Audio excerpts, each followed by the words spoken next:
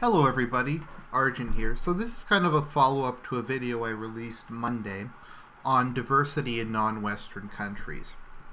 So I think it's very important when we're kind of making our various points, be it about gender roles, be it about diversity, be it about social hierarchy and social stratification, to not just look at Western societies, but to look at societies throughout the world.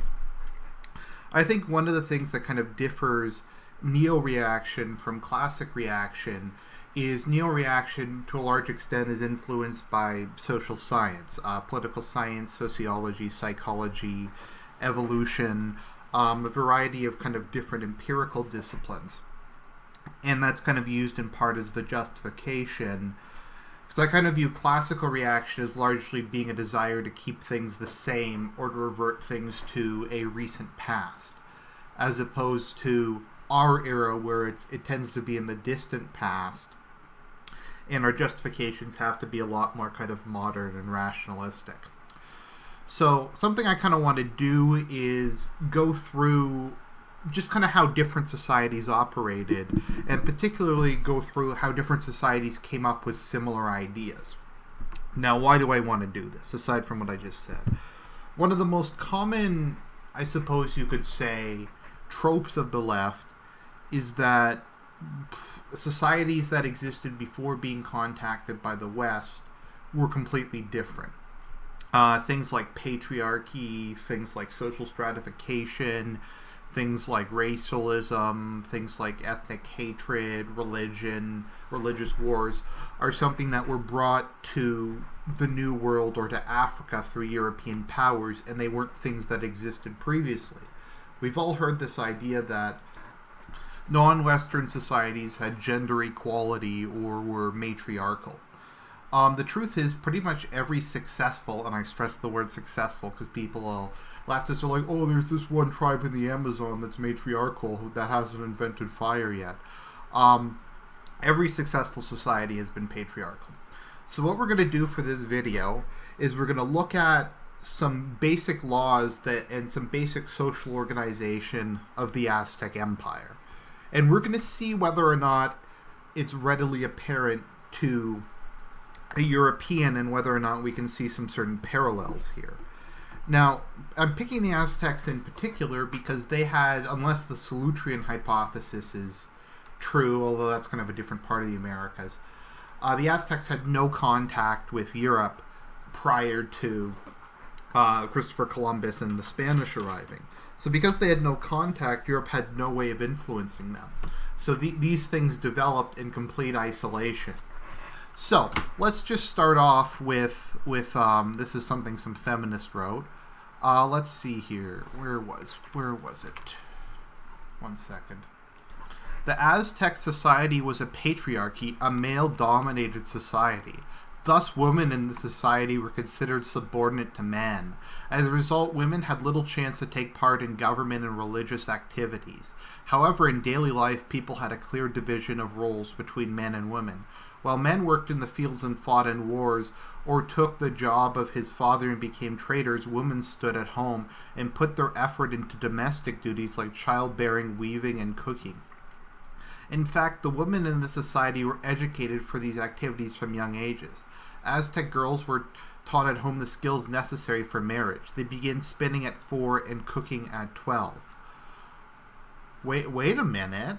I thought that this was something just Europeans came up with.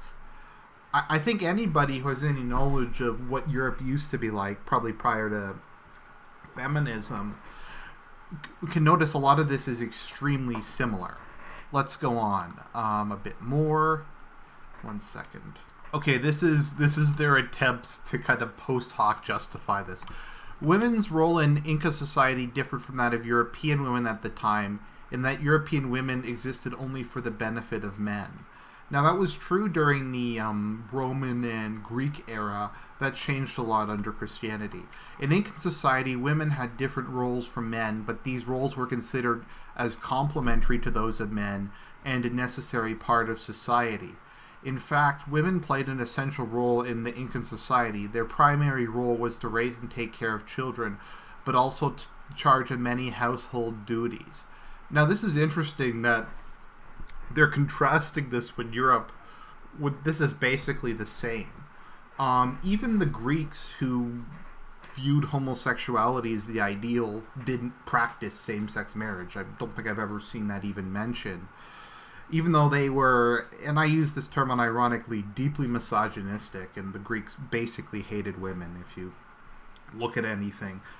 Greek society wasn't just like patriarchal, which I support. It was like actively hating women, but they viewed women as being important for producing the next generation and performing household duties. So we're seeing here in the Inca and Aztecs, which were both completely independent societies that had no contact as far as I can determine, or minimal contact, we have gender roles that are readily apparent to any European who might be looking at this. So let's just look at some other stuff, shall we? So let's see here. Let me just look through this. Criminal law in the Aztec Empire. So this will be a little disjointed just because I had to pierce the pieces together. The emphasis of criminal law in Aztec society was to instill respect for the social order, customs, and legal institutions of the Aztec state. It was believed that the state would soon disintegrate unless respect for its legal institutions, from the emperor down to the family unit, were properly drummed into the citizenry. This doesn't sound at all familiar to things we have in Europe. The Aztec state did not apply its criminal laws equally because nobles were believed to descend from the gods, represent the emperor, and provide an example for the masses, and were subject to more severe punishments than commoners. Sounds pretty similar to kind of the concept of knightly honor or bushido or that sort of thing. Obviously it's different, but you have this idea that there is a class of people who are chosen to be the leadership class, and they have to a certain extent, justify the role as the leadership class through personal virtue. Was considered very important. The most severely punished crimes were homicide, theft, adultery, all of which typically warranted execution. Once again, we see here homicide, theft, and adultery are all things that pretty much every civilized society, or every society that's achieved anything, carries out. Homicide was always viewed as a capital crime, whether it was justified or not. Killing another was viewed as usurping the authority of the emperor, who reserved the exclusive right to grant authority to take life. This crime was punished with execution, but the victim's family could intervene by forgiving the condemned individual, who would then be handed over to the family as a slave. Let's see here. Theft was another major offense in Aztec society that often involved bizarre circumstances. Let's see here. Theft from merchants' temples of the arms and insignia. Okay, any theft of more than 20 ears of corn was punishable by death by strangulation. Theft of items worth less than 20 ears of corn required restitution, or the criminal was given to the victim as a slave. However, the enslavement was only available if the value of the item could be recovered. If not, the penalty was death by exile. Theft didn't pay on either side. Okay, let's see here. A safe harbor existed for children under 10 who were considered minors and not punished. It was unknown whether or not could be reparation. Okay, here we go. Adultery. Keep in mind, pre-Columbian societies, all these societies had free love. Monogamy, faithfulness, adultery, these are all ideas that the Europeans came up with. No other society cared about bloodlines. So let's just see, the Aztecs are going to have a legal code based on free love. Marital relations were extremely important to the Aztecs, as they maintained the population in addition to cementing important alliances between the city-states of the Triple Alliance. Wait a minute, that sounds very similar to how medieval Europe functioned. Adultery was an offense against the state, and while its penalties varied from city-state to city-state, they were always severe. Adultery was a capital offense and was defined as sexual relations between a man and a married woman that was not his wife. There was no penalty for a married man who slept with an unmarried woman, like a concubine. This is a base legal code.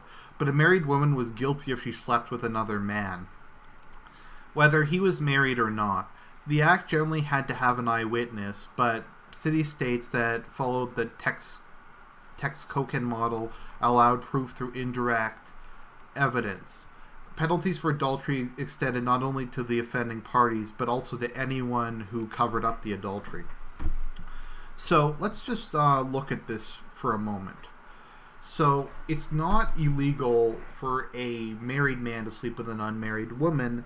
It is illegal for a man to sleep with another married woman, or illegal for a woman to sleep with another sleep with a man. Now, why is the reason for this? And women will go patriarchy and sexism. The reason is, for most of human history, the idea of blood inheritance is paramount. Within Hindu society, in the Mahabharata, there's a king who's born infertile. And it's considered to be like the worst punishment the gods can inflict, because you can only, in that story at least, reincarnate into your descendants. So because the man could not have blood descendants, he would be stuck in limbo for all time. So, the idea of maintaining bloodlines is kind of the reason for this. If a man has sex with an unmarried woman, it doesn't risk contaminating someone's bloodline. If a man has sex with a married woman, he could be the father of the firstborn child who would inherit everything. Imagine if that happened with a dynasty or a great noble house. The noble house, a dynasty that lasted for hundreds or thousands of years, could effectively come to an end because of adultery. Like, let's look at the Yamato dynasty in Japan. It's lasted, theoretically, for 2,500 years. Let's say the next emperor's wife had an affair and her firstborn son was someone else. Someone had a different father than the emperor. Then that line would come to an end and 2,500 years would be over.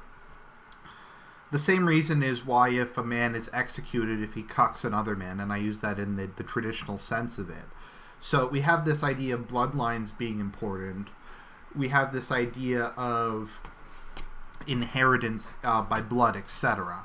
So let's see here. Adulterous couple, one common punishment was to crush the offending party's head between two stones. Although if the offended party forgave the adulterers, the punishment was not carried out. I think I read somewhere that if the woman, so let's say a married man had sex with a married woman, the husband of the woman got to decide whether she was punished or not, because she was considered under the authority of her husband. I would assume this is also in case if she was raped or something, so he could just forgive her. Interestingly, a husband who killed the offending parties after catching them act is himself executed for taking the matter into his own hands. Miscellaneous crimes. So let's see, what kind of miscellaneous crimes do the Aztecs had? I'm going to assume that because they were pre-Columbian, free love society, that these are going to be things like sexism, racism, xenophobia, homophobia, and Islamophobia, because the Aztecs knew that was wrong. Numerous other criminal offenses exist beyond the three main above, the most important of which were rape and abortion. Wait a minute. I thought abortion was just kind of natural and every society thought it was okay. And people go, well, Argent, it didn't exist in its modern form. Well, people have had, I forget the name, abortifacients. It's even mentioned in the Bible. It's called a potion. They drink a potion or a poison, and it kills the baby or it causes premature pregnancy. So it did exist. They also killed anyone assisting with the abortion. Rape was as repulsive to the Aztecs as it was to most other cultures, and abortion was viewed as usurping the power of the emperor. Suicide had criminal penalties attached to it that applied to all social strata. Other serious crimes included defamation of character, kidnapping, incest, sodomy, destruction of crops, pederasty, inciting public disturbances, sedition, use of the emperor's insignia, and many forms of witchcraft, all of which were capital offenses.